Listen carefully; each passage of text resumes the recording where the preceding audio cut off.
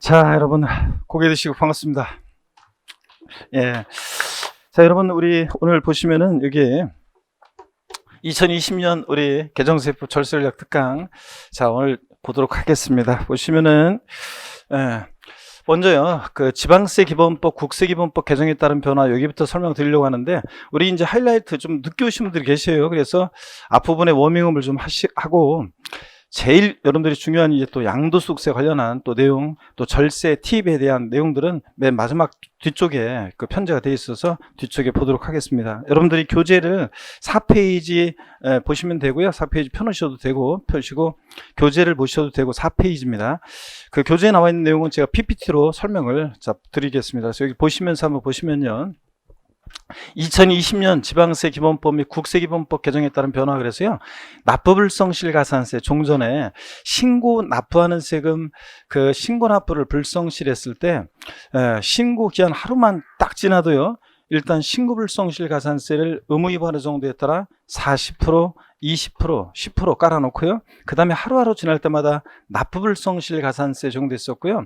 또 국세에서는 이제 가산금 제도, 그래서 가산금이라는 것은 납세 고지서를 발부해서 징수되는 세금, 그 고지서 받았는데 납부기 한데 세금을 미납부했다, 그러면 이제 가산금이 적용되는 거거든요. 그래서 우리가 종전에 공인중개사 공부하시는 분들도 납부불성실 가산세, 납부하지 않았을 때 일일 0.02%, 그 다음에 고지서를 받고서 납부기 한데 납부하지 않았을 때 가산금, 어떨 때는 납부불성실 가산세고 어떤 때는 가산금이에요. 헷갈리나 헷갈려요? 공인중개사 공부했거나 공부하신 분들도 헷갈리는데 일반 국민들이 대타시 헷갈리잖아요. 그래서 이걸 통합을 시켰어요. 그래서 국세는 이제 통합을 시켰는데, 종전의 납부불성실 가산세와 가산금 제도를 2020년 올해부터는 통합을 시켰습니다. 납부지연 가산세로요. 그리고 이제 지방세는 종전처럼 가산금 규정이 그대로 있어요. 있는데 국세만 이제 이렇게 통합을 시켰습니다. 그래서 어떻게 통합시킨 거냐면, 이것에 관한 얘기요. 이 얘기가 어떤 거냐면, 제가 종합부동산세로 예를 한번 들어드리도록 하겠습니다. 여러분, 종합부동산세처럼 납세 고지서를 발부해서 징수되는 세금 한번 보세요. 종합부동산세. 예, 종부세는 원칙적으로 징수 방법은 원칙적으로 얘는 정부 부과가세하죠. 그래서 관할 세무서장이 세금을 계산해서 납세 고지서를 발부해서 징수하는 정부 부과가세하는 그런 세금입니다. 그래서 고지서가 날라오는데, 종합부동산세는 납기가 매년 12월 1일부터 15일까지로 되어 있습니다. 그죠? 무조건 토지분이든 주택분이든 무조건 12월 1일부터 15일까지인데, 그 15일 하루만 딱 지나도요, 보시면 하루만 딱 지나도 납부기한 내 만약에 미납부했다, 납부기한 내 세금을 미납부했다, 그러면 15일, 12월 15일 딱 지나면 하루만 딱 지나도 일단요 3% 깔아놓습니다. 이거 종전의 가산금 규정이거든요. 종전의 가산금은 지방세도 똑같아요. 지방세는 가산금 규정이 있죠. 고지세 기준인 납부기한 하루 딱 지났다 그러면 3% 깔아놓습니다. 자, 그런데 가산금 적용되는데, 자, 종합부동산세 이렇게 올해 납부지연 가산세라는 게 미납부했다. 아이고, 미납일이라고 써놨네요, 제가. 납부기 한내 미납부를 했다 그러면 보세요. 납부기 한내 미납부하면, 그러면 이제 가산금, 자, 종전에 적용됐었는데 이제 올해부터는 납부지연 가산세가 적용됩니다. 그래서 납부지연 가산세가 올해부터는 적용되는데, 이렇게 고지서를 통해서 징수되는 세금은 3%, 하루만 지나도 15일 딱 지나면 16일이 되면 3% 깔아놓고, 그 다음에 이제 하루하루 지날 때마다 미납부, 과소납부한 세액에 일일 0.025%로 이렇게 납부지연 가산세가 적용됩니다. 그러니까 종전에 가산금 규정 3%하고 그 다음에 납부불성실 가산세 여기 합해가지고 이렇게 해서 납부지연 가산세 이렇게 적용돼요.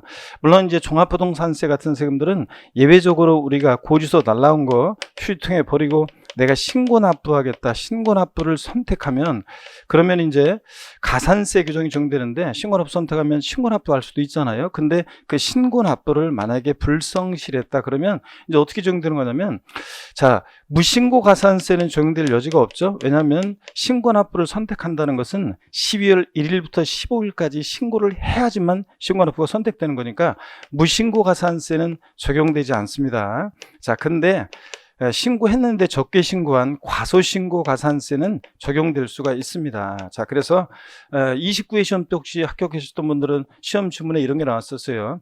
신고납부, 종합부동산세 신고납부를 선택하는 경우에도 과소신고 가산세는 적용되지 아니한다 그랬는데 X죠? 과소신고 가산세는 적용될 수 있고요. 그 다음에 이제 납부불성실 가산세인데 종전에는, 근데 이제는 납부지연가산세 1일 0.025%로 이제 이렇게 적용됩니다. 자, 이렇게 해서 고지서를 발부해서 징수세 는 세금은 자, 하루 딱 지나면 3% 깔고 그다음에 1일 0.025%로 납부지원가산세 적용되고요. 그러면 양도소득세로 한번 예를 들어 볼게요. 이제 양도소득세는 어떻게 되는 거냐면 양도소득세 예정신고 납부기한 내 예정신고 납부를 불성실했다. 그래서 양도소득세를 만약에 신고 납부를 불성실하면 그러면 이제 어떻게 적용되냐면 신고기한 하루 딱 지나면 신고불성실 가산세는 의무위반의 정도에 따라 부정한 방법으로 다운계약서 쓰거나 업계약서 쓰거나 부정한 방법으로 무신고하면 40, 그냥 무신고했다 20, 과소신고했다 10%. 이건 하루만 딱 지나도 깔아놓고요.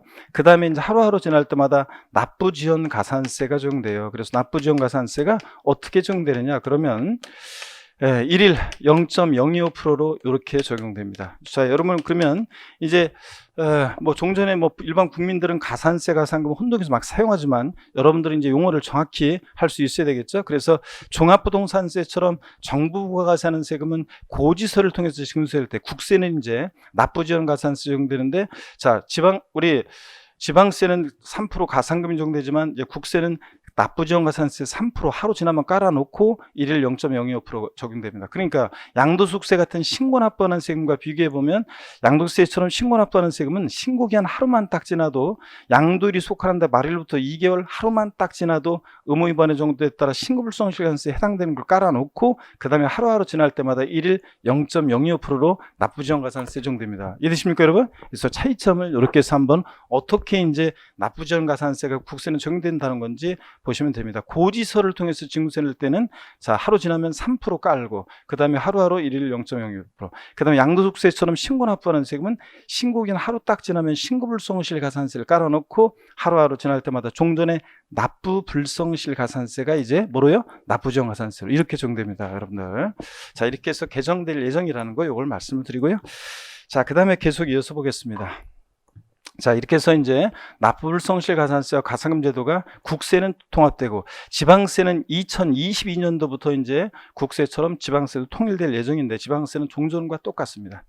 명의신탁 증여 의제에 대한 부과 제척 기간이 조정됩니다. 그랬는데 요거는 뭐 여러분들하고는 뭐 크게 관계는 없는데요.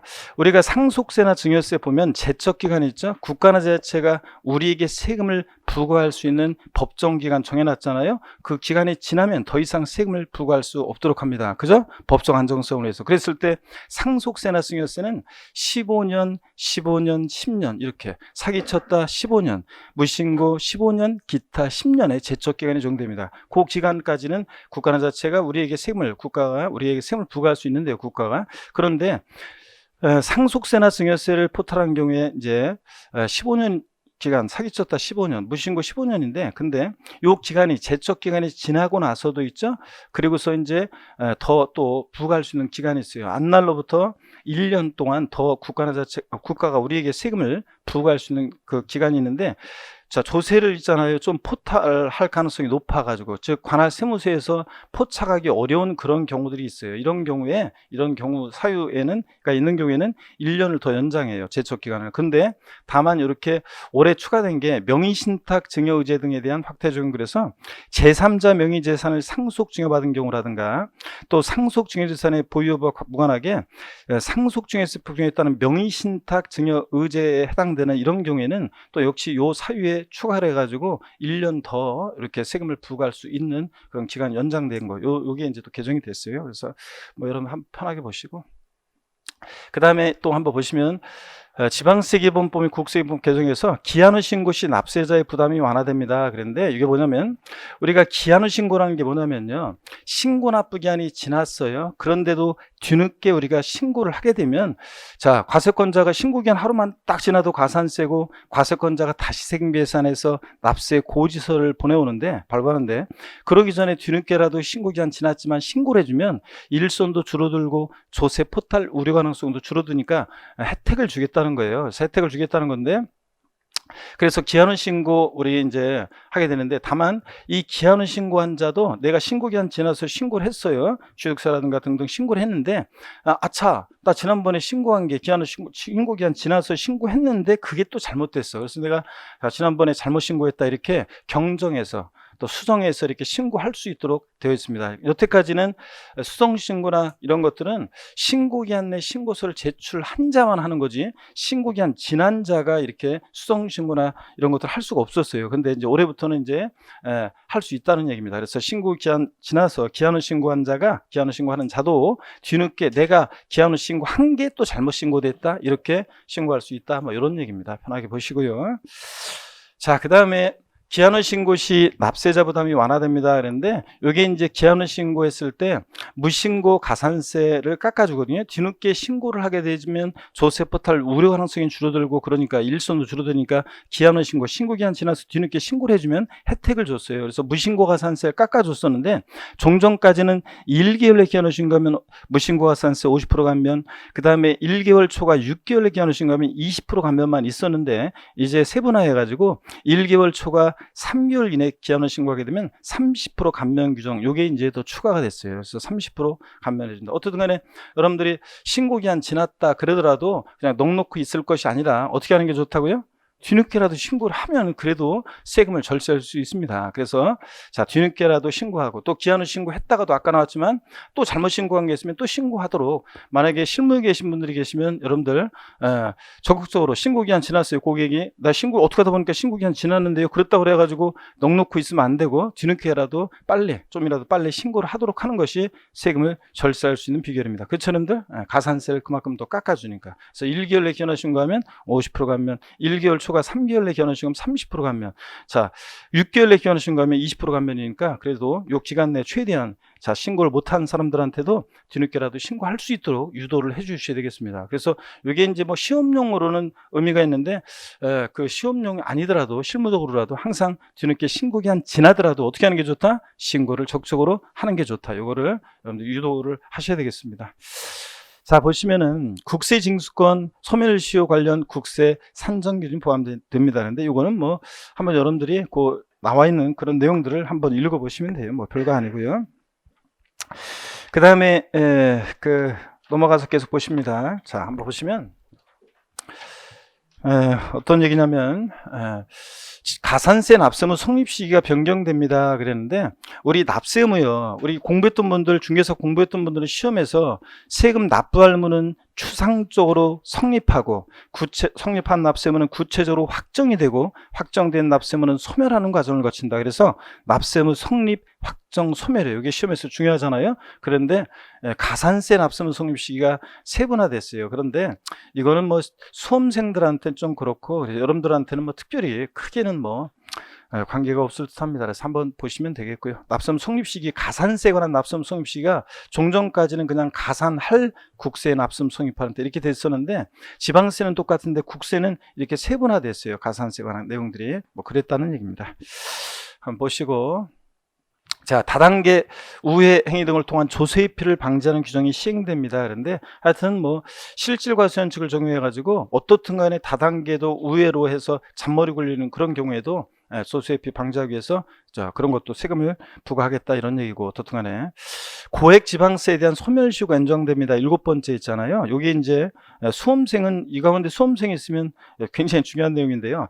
자, 우리가 소멸시효 기간이 지방세는 금액 상관없이 무조건 지자체가 우리에게 세금을 부과할 수 있는 때로부터 5년이 지나면 시효 완성화해서 더 이상 세금을 부과할 수 없도록 하죠. 권리 위에 잠자는 자는 보지 않는다. 그래서 지방자치단체가 나한테 세금을 부과할 수 있었음에도 불구하고 부과하지 않고 일정 시간이 지나면 시효가 완성했는데, 종전까지는 금액 관계없이 5년이었는데요. 이게 이제 국세처럼 지방세도 5천만 원 미만은 5년의 소멸시효, 5천만 원 이상은 10년의 소멸시효가 적용됩니다. 그래서 소멸시효 기간, 지자체가 우리한테 세금을 부과할 수 있는 기간이 더 늘어났습니다. 여러분들 금액에 따라 이렇게 구분했다는 거, 이런 얘기입니다. 그런데 잠깐만요. 그러면 여러분 소멸시효 있잖아요.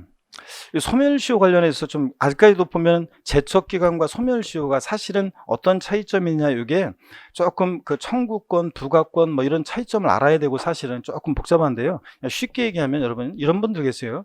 세금을 안 내고요, 그냥 내 요번에 세금 내기 억울해요, 나 세금 안 내고 그냥 끝까지 버티려고 해요. 근데 5년만 버티면 되는 건가요? 하면서 5천만 원 미만이면 5년, 5천만 이상은 10년만 내가 그냥 버티면 끝까지 안 내고 그냥 세금 안 내고 그냥 무조건 버티면 되는 건가요? 묻는 분들이 계시는데, 여러분 보세요.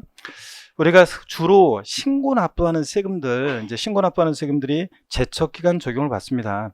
양도소득세요. 제가 예를 들어서 신고하지 않은 것을, 예를 들어서 양도세 같은 애들 다운계약서나 업계약서에서 신고했다 그러면, 양도세 사기쳤다 그러면 제척기간, 부가 제척기간은 10년입니다. 10년간 세금을 부과할 수 있잖아요. 그래서 제가 다운계약서 썼는데요, 양도세 신고한 지 한 4년 좀 더 됐거든요. 별일 없겠죠, 묻는 분들은. 몇 년 동안 별일 없어야 돼? 10년 동안 별일이 없어야 되잖아요. 근데 그것도 모르고, 과세당국에서 내가 다운계약서 쓴 걸 모르고 10년이 지나가야지 이제, 그래야지. 10년이 지났다? 그럼 더 이상 나한테 이제 세금 부과할 수 없어요. 뒤늦게 발견했다 할지라도. 근데 다만 제가 다운계약서 쓴 것을 세무서에서 알았어요. 그래가지고 나한테 가산세 합해가지고 세금 이제 부과 추징 고지서가 날라왔어요. 그러면 그때부터는 이제 버틸 수가 없어요. 그때부터는 보세요, 이제 고지서가 날라왔어요. 그럼 그때부터는 이제 세금이 확정이 되고, 그때부터는 이제 소멸시효 적용을 받아요. 그러면 소멸시효 기간이, 국세는 5억 원 미만은 5년, 5억 원 이상의 국세는 10년이거든요. 그러면 자, 5억 원 미만이라고 쳐요. 5년만 버티면 되냐고요? 아니에요. 자, 보세요. 세금 이미 과세당국에서 알았을 때는 시간이 만약에 5년 끝날 때쯤 되잖아요. 그러면 독촉장이 날라와요. 그러면 압류, 독촉, 납부채고, 교부청구 이런 게 있으면 소멸시효가 중단해요. 그러면 소멸시효 중단의 의미는 뭐냐면 시효가 새로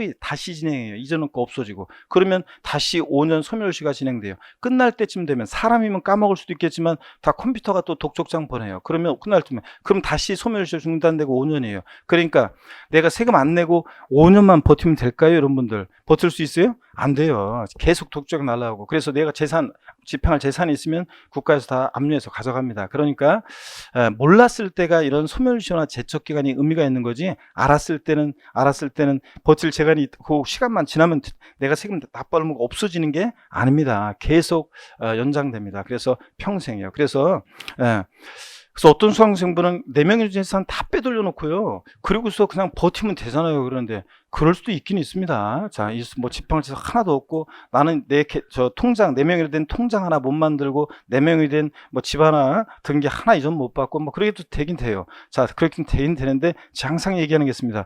인생을 그렇게 살면 안 된다 그러죠, 여러분들. 진짜. 그죠, 여러분들? 그래서 어떤 간에 이런 게 그런 의미가 있습니다.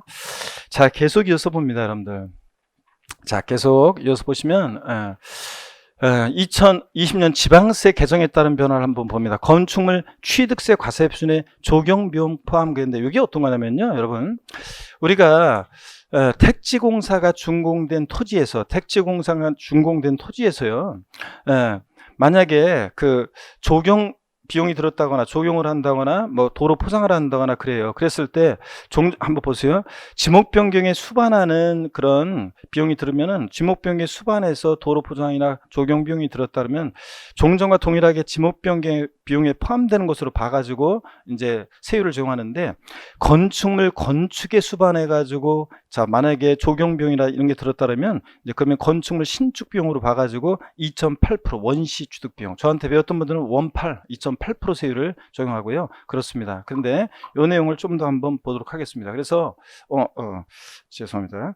자, 그래서 이게 어떤 얘기인지 이걸 좀 더 설명을 한번 드려볼게요, 여러분들. 어떤 얘기냐면, 요거는 자, 이런 얘기입니다. 예를 들어서 택지공사가 준공된 토지에서 있잖아요. 택지공사가 준공된 토지에서 만약에 건축물을 신축하잖아요. 그래서 건축물을 신축하는데 신축하면서 만약에 조경 비용이 들었다. 조경 비용 등이 들었다. 자, 그러면 그래서 가액의 증가가 있습니다.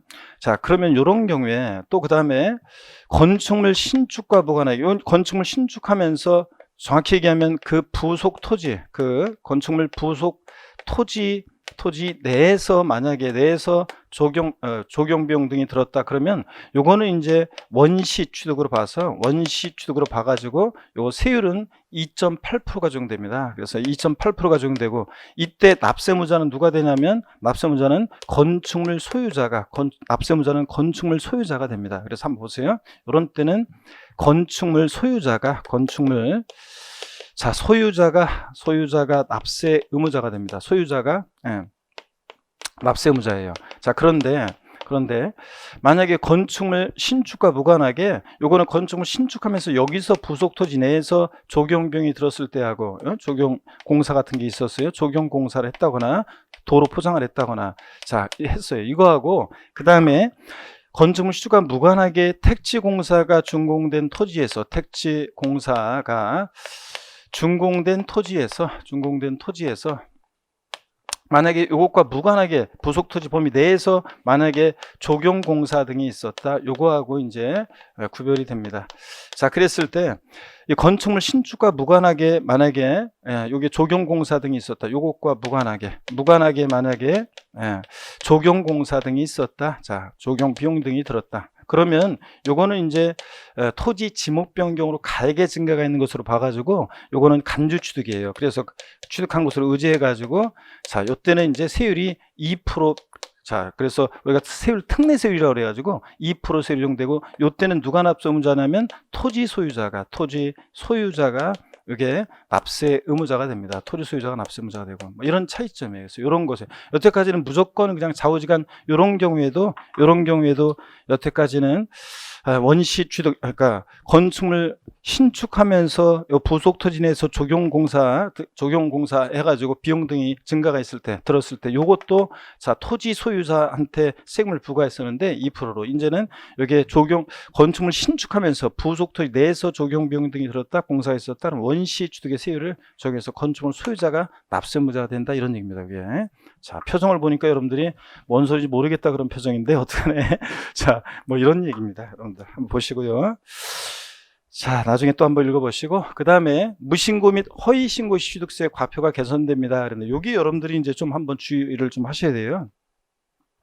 자, 무슨 얘기냐면 우리가 있잖아요, 여러분들. 요건 좀 주의해서 잘 들었어요. 여러분들하고 관계된 거니까 실무 계신 분들. 여태까지 사람들이 보세요. 신고를 안 해요. 취득세 과세표는 취득가격이고 납세의무자가 신고를 해야 되는데 신고를 그러니까 보세요. 신고를 원래 하면 신고가액이 과세표준이 되는데 신고를 안 한다거나 자 보세요. 신고를 하지 않는다거나 또는 신고했는데 신고한 가액이 지방세과세 시가표준액 미달하게 신고되면 시가표준액으로 해서 이 시가표준액으로 우리 과표가 결정됐었어요. 취득세 과세표준은 납세의무자가 원칙 취득 당시 신고하는 가액으로 하고 그 다음에 예외적으로 신고 없거나 신고하는 가액 시가표준액 미달하게 신고되면 시가표준액으로 과표 결정했었어요. 지자체장이. 자, 그런데 여러분 보세요. 사람들이요. 취득 가격이 굉장히 높은데 시가표준액은 시가를 반영을 못 해가지고 시가표준액이 굉장히 낮아요. 자, 차이가 많이 날 때 있잖아요. 사람들이 어떻게 하냐면 신고를 안 해버려요. 신고를 안 하면 지자체장이 시가표준액으로 과표 결정합니다. 자, 그러면 여러분 보세요. 시가표준액으로 과표를 결정해요. 근데 시가표준액이 굉장히 시세 반영이 잘 안 돼가지고 낮아요. 그러면 시가표준액으로 해가지고 거기다가 지자체장이 가산세 합해가지고 자 부과합니다. 그래서 취득세 내는 거하고 이 사람이 원래 실지 취득한 가격 취득세 내는 거하고는 차이가 많이 나. 실지 취득한 가격 취득세 했을 때보다 이렇게 가산세 적용해가지고 안 내고서 시가표준액으로 해서 세금을 내는 게 오히려 더 싸게 먹히는 경우가 있습니다. 그러면 사람들이 신고를 안 해. 자, 그래가지고 오히려 더 유리해. 그러면 성실 신고한 신고한 사람보다 신고하지 않은 사람이, 불성실 신고한 사람이 더 유리하잖아요. 자, 그래서 여태까지는 시가순액으로 가산세 해가지고 이제 시가순액으로 여기다 가산세 앞에서 부가 고지하면 그대로 끝이었어요. 자, 왜냐면 이중으로 또 부과할 수는 없으니까. 그래서 한번 부과했으면 끝났어요. 자, 이런 경우. 또 그 다음에 또 어떤 경우냐면 부동산 거래 신고 등에 하는 법률에 의해서 신고제 검증받은 취득. 자, 무슨 얘기냐? 우리가 흔히 여러분들이 실거래가 신고를 하고 신고 필증을 받습니다. 그죠? 그러면 이 신고 필증은 의무적으로 그 정상 가격 범위에서 크게 벗어나지만 않으면 바로 내주게 돼 있어요. 그래서 신고 필증 받았어요. 자, 그래서 그거로 해가지고 취득세 이제 부과가 끝났어요. 그런데 나중에 관할 세무서장으로부터 통보받은 자료를 봤더니 자, 차이가 나요. 원래 이 가격하고 또 여기 이제 이런 거 시가 순액으로 한 거하고 과세 당국에서 이제 저 신고한 어떤, 그러니까 세무서장으로부터 이제 만약에 통보받은 자료라든가 이런 걸 봤더니, 아니면 부동산 거래 신고 등에 하는 법률에 의해서 조사기관에서 다시 조사를 제대로 해봤더니, 자, 그러면 이 가격과 차이가 있다는 것을 알게 되면 그 확인된 금액으로 세금을 부과한다는 얘기고, 이제 불성실 신고한 것에 대해서 부족액만큼 추징해서 가산세도 이제 부과하는 것으로 개정이 됐다, 그런 얘기입니다. 그래서 여태까지 이렇게 신고하고 일부러 신고하지 않거나 아니면 처음에 성실하게 신고하지 않은 그 실거래가가 나중에 이제 국세청장으로부터 통보받은 자료라든가 또 부동산 거래 신고 등에 하는 법률에 의해서 조사기관에서 제대로 조사를 해봤더니 그 확인된 금액과 다르다 그러면 이 확인된 금액으로 해서 세금을 부과하고 취득세를 부족액만큼 추징할 수 있는 근거를 올해 마련했습니다. 그래서 여러분들이 이제 신고필증 뭐 받았다고 해서 그대로 끝나는 게 아니라 나중에 추후에도 세금을 부과할 수 있다, 추징당할 수 있다, 이런 것도 알아두셔야 됩니다. 그래서 이런 얘기고, 자, 그래서 요것은 잘 알고 계셔야 됩니다. 또 추징당할 수도 있다는 거. 그 다음에 주택 유상거래 시 취득세 세율이 개정됩니다. 이건 여러분들이 뭐 방송을 통해서 또 여러분들이 웬만하면 다 알고 계시고요, 여러분들. 그래서 종전까지는 주택을 매매 같은 유상거래로 매매, 교환, 공매, 경매 등으로 유상거래로 주택을 취득하면 여태까지는 이제 취득가격에 따라 6억 원 이하 1%, 6억 초과 9억 원 이하는 무조건 2%, 9억 초과 3%였는데 6억 초과 9억 원 이하 구간에 대해서는 이제 세율을 100만 원 단위로 세분화해서 이렇게 적용하도록 개정이 됐다는 거예요, 여러분요. 이따 가면 나오지만 이 세율에 관한 정확한 계산은, 여러분, 정확한 계산은 세율표가 지금 현재 이제 위텍스라든가 이런 데서 또 위텍스 앱으로 해서 등등해서 지자체에서 이걸 가격을 이미 여기 오늘 자료에도 나와 있어요. 여기 자료도 나와 있고요. 이 뒤에 이제 나중에 그 가격에 따른 곳은 뒤에 여기 자료에 우리 나와 있습니다. 그래가지고 몇 페이지 나와 있냐면 취득세 세율이요. 구간에 따른 거 40페이지에 6억 초과 9억 원 이하 주택 유상거래 취득세 세율 표 있죠? 3주택 이하의 자에 대해서 40페이지에 이 표가 나와 있습니다. 대체적으로. 또 정확한 계산은 위텍스나 여러분들, 위텍스나 또 위텍스 앱을 여러분들이 다운받으시면 거기서 여러분들이 직접 계산할 수도 있습니다. 이렇게 해서 여러분들 이것도 한번 참조해서 보시고요. 40페이지에 나와 있다는 거. 자, 어떤 간에 정확한 계산을 위해서 한번 여러분들이 보셔야 되겠습니다. 그래서 보시고, 그 다음에 1세대 4주택 취득세 세율이 개정됩니다. 요거 뒤에 있다가 자세히 문답과 함께 자세히 나와 있어요. 여러분, 1세대가 주택 3채가 있다가요, 네 번째 주택을 취득할 때부터는 이제 네 채, 다섯째, 여섯째, 네 번째 주택부터는 이제 주택 유상거래로 인한 취득세 세율 1에서 3%를 적용하지 않고 무조건 몇 프로? 4%를 적용합니다. 그래서 요 관련해서도 그냥 무조건 1세대 4주택이 아니라 이따가 이제 그 정확한 디테일한 내용을 제가 설명을 드리겠습니다. 그래서 올해부터는 그래서 1세대 4주택이다 그러면 이제 네 채부터는 자, 무조건 4% 세율을 정한다는 거. 주택 유상거래에 대한 특례 세율 1에서 3%를 정하지 않는다는 거. 이따가 자세히 우리가 보도록 하겠습니다. 자, 그 다음에 다섯 번째로 개별 종교단체 등에 대한 토지분 합산 범위 계산됩니다. 이건 참고적으로 한번 여러분이 읽어보시고요. 그 다음에 신탁재산의 대도시내 취득세 중과 범위가 합리화됩니다. 그런데 이것도 여러분들 한번 보시면 됩니다. 뭐냐면 대도시내에서 본점 또는 주사무소 사업용으로, 우리가 여기서 말하는 대도시는 수도권 정비계획법에 의한 과밀역 적용을 말합니다. 그 과밀역 내에서 본점 주사무소용으로 사용하기 위해서 부동산을 취득하는데, 그때 취득의 의미는 떡하니 짓거나 늘릴 때, 신축 증축할 때 이제 중과세래요. 신축 증축할 때 인구 집중, 경제 집중 문제 심화되니까 중과세를 하는데, 그럴 때 위탁자가 본점용으로 사용하는 신탁 재산도 포함했는데, 다만 이때 좀 불명확한 게 있어가지고요. 신탁 재산도 위탁자의 본점 주 사무소용으로 신축 증축한 경우로 한정. 그러니까 기존의 건물은 제외하고 떡하니 위탁자의 본점 주 사무소용 부동산으로 건물을 신축 증축할 때만 신탁 재산도 중과세 하는 것으로 이렇게 됐다는 얘기입니다. 그래서 범위를 좀 명확하게 했다. 자, 이런 얘기고. 자, 계속 봅니다. 재산세 분할납부 기준금액이 변경됩니다. 하는데, 여러분요, 현재 재산세 분할납부는 납부할세 얼마요? 500만 원 초과할 때 할 수 있었는데, 작년까지. 올해부터 이제 바뀌었어요. 250만 원 초과로 바뀌었습니다. 그래서 분할납부 기준금액. 제가 평상시에 이제 공인중개사 강의하면서 공부하신 분들한테 제가 항상 물어봐요. 우리 집은 2019년도 재산세를 500만 원 넘게 냈다. 그러신 분이 계시면 손들면 프라이버시 침해되니까 저한테 살짝 모르게 링크 살짝 보내달라고 하거든요. 그런데 자, 그래서 혹시 이 가운데 자, 여러분들 우리 집은 재산세를 전년도 2019년도에 500만 원 넘게 냈다, 이런 분이 계시면 저한테 살짝 링크 한번 보내주시면 되겠습니다. 예? 링크요. 아유, 마스크 쓰셔가지고 눈이 잘 안 보이시는 분도 계시는데, 요즘 할 농담은 아니지만, 어떤 제가 그 장례식장에서 어떤 둘이가 얘기를 하는데, 한 분이 그런 얘기 하더라고요. 마스크 썼다가 벗으니까, 야, 마스크 다시 써. 마스크 쓴 게 훨씬 낫다.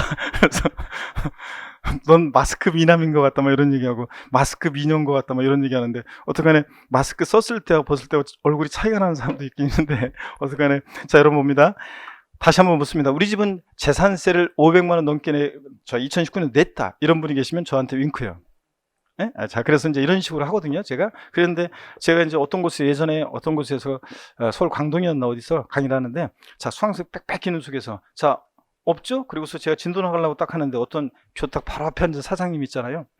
헛기침 하더라고요. 그래서 딱 봤더니 하면서 잉크 보낸 사장도 있었고, 그랬는데, 자, 그러면 500만 원은 좋습니다. 500만 원인데, 이게 250원, 이건 그림의 떡이었어요, 서민들한테는. 근데 이제 250만 원 초과로 바뀌었으니까 재산세 분할납부요, 일시불 납부가 원칙인데 세금은 만원 낼 수도 있습니다. 그럴 때 분할납부, 납부할세 이제 250만 원 초과로 반으로 내렸으니까, 우리 집은 재산세 전년도에 250만 원 넘게 냈다. 윙크요. 있을 것일 것 같은데, 이제 없나요? 예, 잘 알겠습니다. 많이 돈 버셔가지고 이제 재산세 분할납부도 하시고 물납도 하시고 이렇게 이제 할 수 있게 되길 바랍니다, 여러분들. 자, 어떻게 바뀌었습니다. 이렇게 250만 원 초과할 때 분할납부로.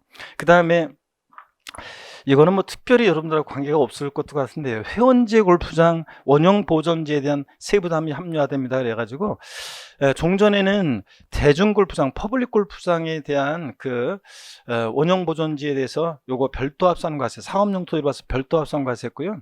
회원제 골프장의 원형 보존지는 이게 이제 종합 합산과세했어요. 여러분, 세율은 별도 합산 대상 토지보다는 종합합산 대상 토지 세율이 좀 높습니다. 자, 그래서 나대지 잡종지 등에 대한 종합합산 대상 토지, 상가, 사무실 같은 일반 건축물의 부속 토지 별도 합산 대상. 그래서 별도 합산 대상 토지보다는 종합합산 대상 토지 세율이, 재산세 세율이 좀 높은데요. 이제 회원제 골프장에 대한 원형 보존지도 이렇게 별도 합산 대상 토지로 바뀌었다는 거 편하게 보시고, 여러분들. 그 다음에 이것도 토지분 재산세 저율분리 대상 세율 적용 대상이 명확해집니다. 그런데 그냥 우리가 공부할 때 보면 007% 저율불상 토지, 그러면 농지, 목장, 예외적인 임야 이렇게 우리가 했었는데, 좀 더 명확하게 개인이나 농업법인이나 종중이 등이 소유한 농지, 목장, 용지라든가 또 보호 및 개발이 제한된 임야로 한정됐다는, 그래서 이렇게 좀 적용 대상을 좀 더 구체화했다. 그냥 농지, 목장, 임야가 아니라 좀 더 명확화했다, 뭐 그런 얘기입니다. 편하게 보시고요. 그 다음에 개인지방소득세 납세지가 개선됩니다. 하는데, 올해부터 여러분요, 지방소득세라는 세금은 소득세나 법인세 납세무자가 내는 세금이, 자, 우리가 소득세, 법인세 납세무자가 지방소득세 납세무자입니다. 그래서 우리가 소득세, 법인세 낼 때 여태까지 예전에는 부가세로서 자동 계산이죠. 소득세액이나 법인세액의 10% 세율로 해가지고 적용되는 세율의 10% 세율로 했으니까 양도소득세가 1,000만 원이면 지방소득세 100만 원, 종합소득세 100만 원이면 자 지방소득세 10만 원. 요거요 자동 계산해서 여태까지 옛날에는 부가세로서 관할 세무서에 신고 납부를 했었는데 지금 이게 독립세로 전환되면서 자 유예기간을 두다가 이제 올해부터는 여태까지는 세무서에 같이 신고 소득세를 법인세를 신고 납부할 때 지방소득세도 같이 신고 납부했는데 이제 올해부터는 분리해서 소득세는 관할 세무서에 신고 납부하고 지방소득세는 지자체에 신고 납부를 해야 되는데 자 이제 여태까지는 세무서에 같이 하던 걸 갖다가 이제 따로 신고하려면 불편해 안 불편해? 불편하니까 그러니까 좀 어떤 요 신고에 대한 좀 뭐랄까 좀 편의를 좀 봐주겠다는 얘기입니다. 그래가지고 납세지도 그렇고요 개선돼 가지고 개인 지방소득세에 대해서는 납세무 성립일 당시 주소지로 이렇게 여태까지는 소득세 신고 당시 주소지였는데 이제 납세무 성립일 당시의 주소지로 이게 이제 개선이 되고요. 또 보세요. 소규모 사업자 신고 간소화 제도도 또 도입되고요. 이런 것도 한번 보시고요. 그 다음에 여태까지는 보세요. 제출 시 신고서 작성 제출 신고 인정했는데 지금은 이제 꼭 그러지 않아도 납부하게 되면 그냥 납부만 하면 신고한 것으로 인정해주고요. 소규모 사업자는 이렇게 한다는 겁니다. 소규모 사업자가 어떤 자인지는 교재에 자세히 나와 있습니다. 여러분들 보시고요. 그 다음에 개인지방소득세 무관할 신고 접수제도가 도입됩니다. 그래가지고 꼭 지방소득세를 납세지 관할 지자체에서만 접수하느냐 그게 아니라 그냥 전국 지자체 다 할 수 있도록 이렇게 신고 편의 제도를 두고 있습니다.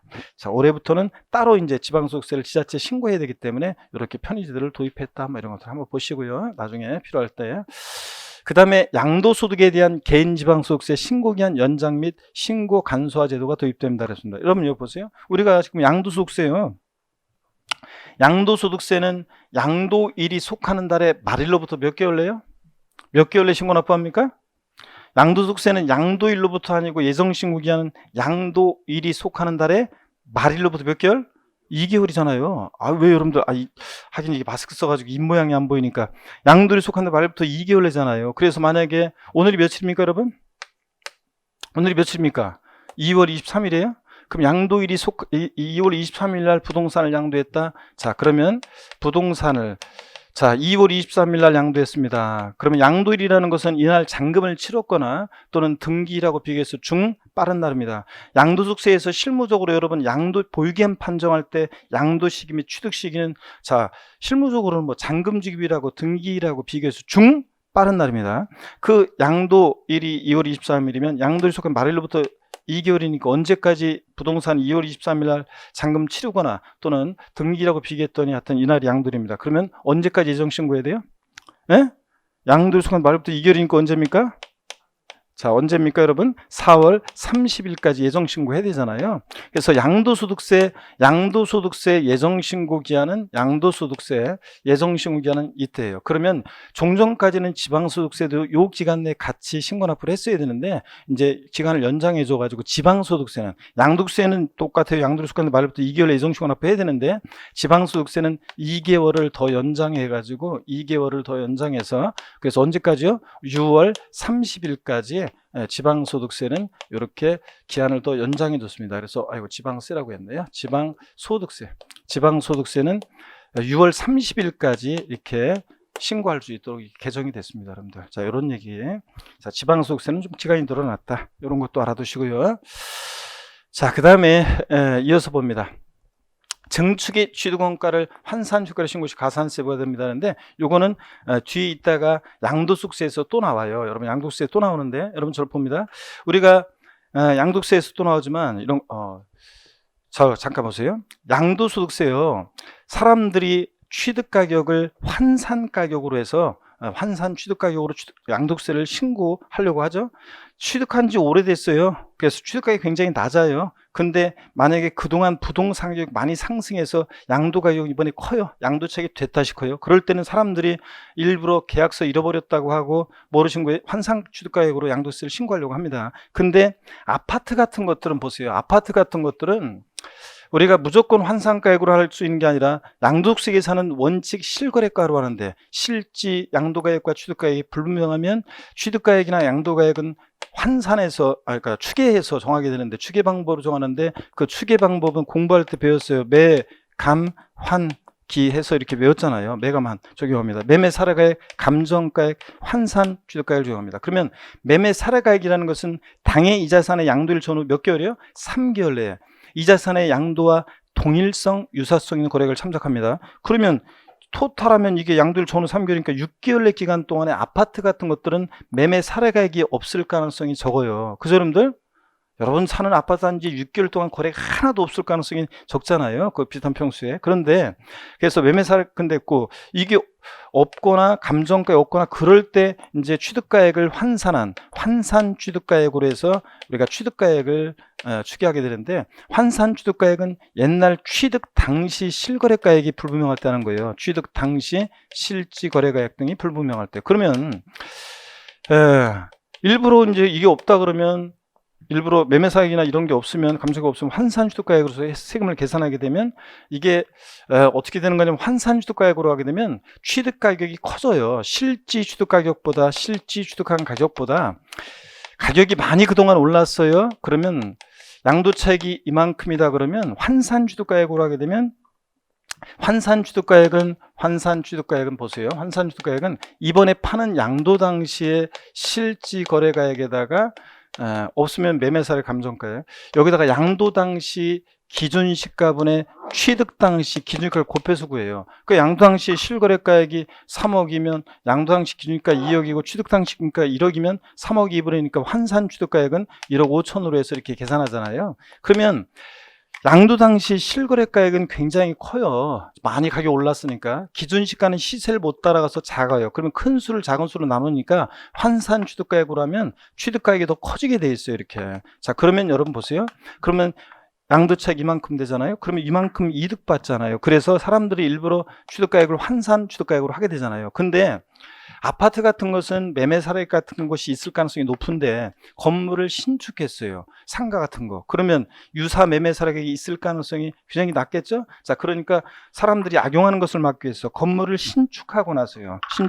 여기 보세요. 건물 신축하고 나서 5년 내요. 근데 올해 개정된 게 뭐냐면 증축도 포함했어요. 그래서 건축물 신축하거나 증축한 건물을 5년 내 양도하면서 취득가액을 환산 취득가액으로 하게 되면 가산세 부과하는데 시험에도 30회 29회 시험 보았던 분들은 시험에 지문에도 나왔는데 자, 이 증축일 또는 건축물 취득일부터 5년 양도할 때 환산취득가액으로 취득가액 신고하게 되면 환산취득가액의 몇 프로요?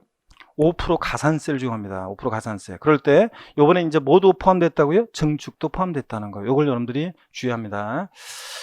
자, 그러면 계속 이어서 봅니다.